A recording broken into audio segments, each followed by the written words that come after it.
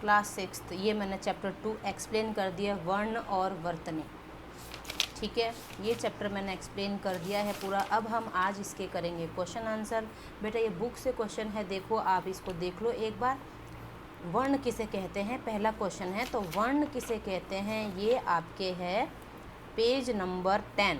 सुन लेना ध्यान से, पेज नंबर 10 में ये रहा, वह छोटी से छोटी ध्वनि जिसके और खंड नहीं किए जा सके वर्ण कहलाती है। जैसे अ, आ, ई, उ, क, ख आदि, यहाँ तक है, ये पहले का आंसर है। ठीक है बेटा। अब है सेकंड क्वेश्चन है अपने पास, वर्ण कितने प्रकार के होते हैं, प्रत्येक के दो दो उदाहरण लिखने हैं। वर्ण कितने प्रकार के होते हैं, ठीक है। तो ये है,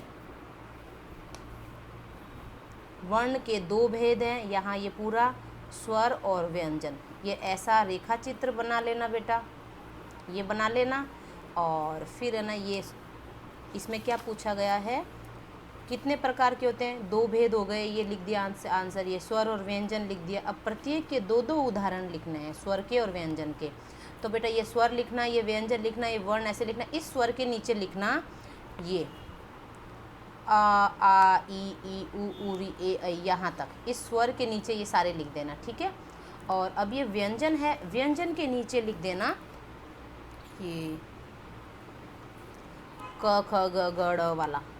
व्यंजन के नीचे लिख देना ये लिख देना बेटा। यहाँ से एक लाइन लिख देना, क, ख, ग, घ, ड़, च, छ, ज, झ, ड़, ट, ठ, ड। मतलब ये पूरे एक लाइन लिख देना। उदाहरण, कुछ उदाहरण लिख देना, 5 लिख देना यहाँ से, ठीक है।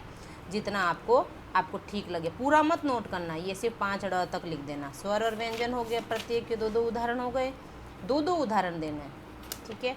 तो यहाँ पर अ और इसका स्वर के नीचे लिख देना अ और आ, और व्यंजन के नीचे लिख देना क और ख। हो गया ये दो दो उदाहरण। अब है थर्ड क्वेश्चन है, स्वर किसे कहते हैं, इसके कितने भेद है, प्रत्येक के दो दो उदाहरण। देखो 3 बातें पूछी है। पहले तो स्वर किसे कहते हैं, ये देखो यहाँ पर कौन सा है, थर्ड वाला। स्वर किसे कहते हैं, यहीं पर ही पेज नंबर बेटा 10 है, पेज नंबर 10 का ही है। स्वर किसे कहते हैं, ये स्वर लिखना है, ये वोवल नहीं लिखना इंग्लिश वाला। जिन ध्वनियों का उच्चारण करते समय किसी अन्य ध्वनि का सहारा नहीं लेना पड़ता, जिन्हें बोलते समय हवा बिना किसी बाधा के सहारा नहीं लेना पड़ता, और जिन्हें बोलते समय हवा किसी बिना बाधा के मुख से निकलती, ऐसी ध्वनियाँ स्वर कहलाती है। यहाँ तक लिखना है।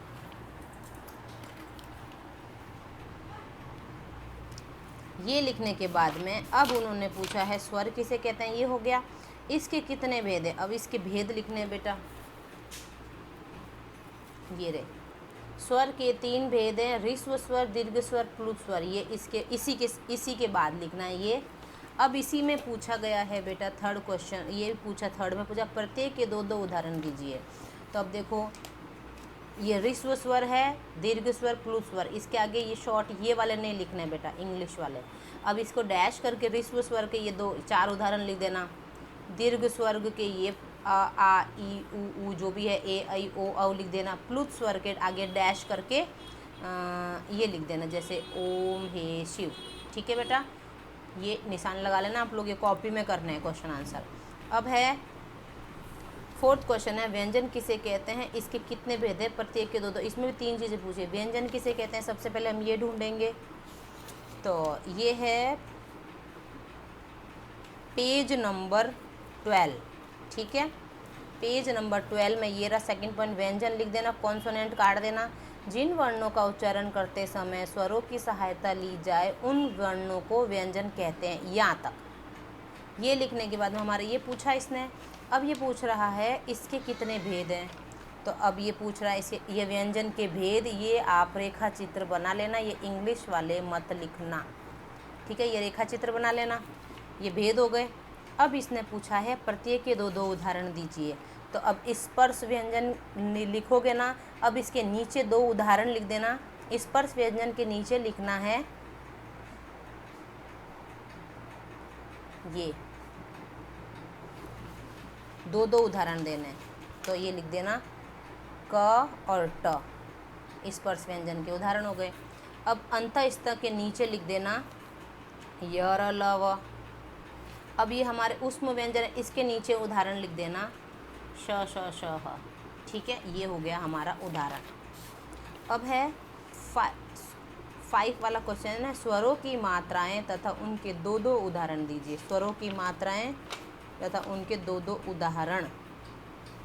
बेटा ये वाला देखो, ये वाला स्वरों की मात्रा और उनके दो दो उदाहरण, तो ये आप इसका ये लिख देना, स्वर ये रहे, मात्राएं ये रही। ये आप एक ऐसे सारणी बना लेना। ये है 5th का आंसर, ये है 5th का आंसर। ठीक है, अब है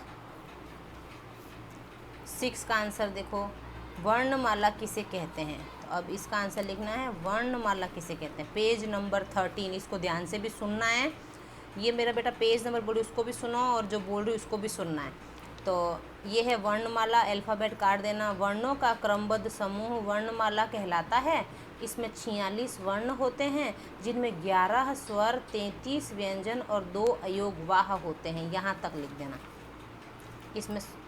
इसमें पूछा है वर्णमाला किसे कहते हैं, यहीं तक ही लिखना, कहलाता है तक। वर्णों का क्रमबद्ध समूह वर्णमाला कहलाता, बस ये मत लिखना बाकी वाले। ठीक है, अब इसमें पूछा है अनुनासिक और अनुस्वार में अंतर लिखिए बेटा। ठीक है, पेज नंबर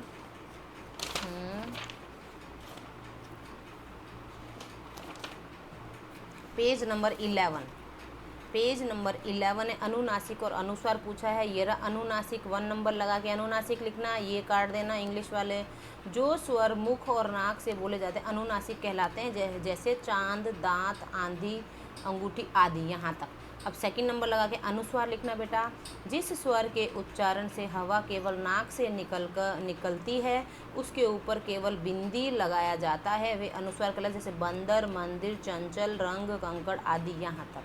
ये है 6 का आंसर, 7 का, ये दोनों 7 का आंसर है बेटा। ठीक है, ये आपको नोटबुक में करना है। अब ये देखो बेटा, ये वाला घ वाले में क्या है, संयुक्त व्यंजन और द्वित्व व्यंजन। संयुक्त व्यंजन और द्वित्व व्यंजन को इसमें से छांटना है। तो संयुक्त व्यंजन पहले, द्वित्व व्यंजन छांट लेते हैं। ये गुब्बारा है, द्वित्व व्यंजन। ये ब आधा और ब आधा, दोनों ब है। ठीक है, निश्चय। भट्टी द्वित्व व्यंजन में भ ट टी। ठीक है, अब ये है बच्चा, ब च चा। ठीक है, अब ये चम्मच द्वित्व व्यंजन में, चम्मच। अब है गुड्डा, एक जैसा वर्ड है और आधा आधा आधा है और पूरा है, अम्मा। ठीक है, अब है संयुक्त व्यंजन। संयुक्त व्यंजन क्या होता है, 2 वर्णों से मिल करके बनता है संयुक्त व्यंजन। ठीक है, तो संयुक्त व्यंजन में क्या है, ये रहे सत्य, निश्चय, 2 वर्ड मिल करके, श्रमिक, ख्याति, भाग्य और समाप्त। ठीक है, ये हो गया हमारा पूरा। अब ये है नीचे गोले में लिखे शब्दों पर अनुस्वार और अनुनासिक लगाना है। ठीक है, तो इसमें क्या है, अनुस्वार और अनुनासिक लगाना है।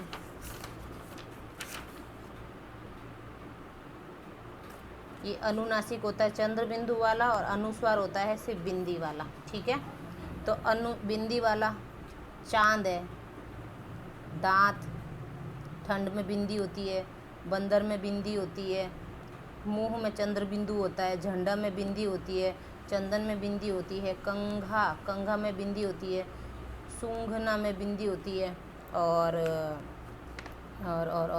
हंसना में चंद्र बिंदु होता है। ठीक है, तो कितने हो गए, ये पहला चांद यहाँ लिख दो, चंद्र बिंदु, ये बिंदी वाला पहले चंद्र बिंदु वाला लिख देते हैं, चांद, दांत,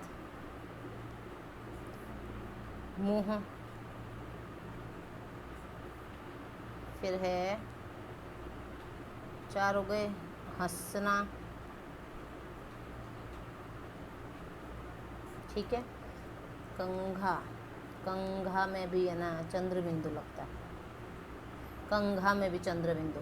अब है चांदना, ठंड, ठंड में बिंदी, बंदर, बंदर में बिंदी, झंडा, झंडा में बिंदी, चंदन, चंदन में बिंदी, सूंघना।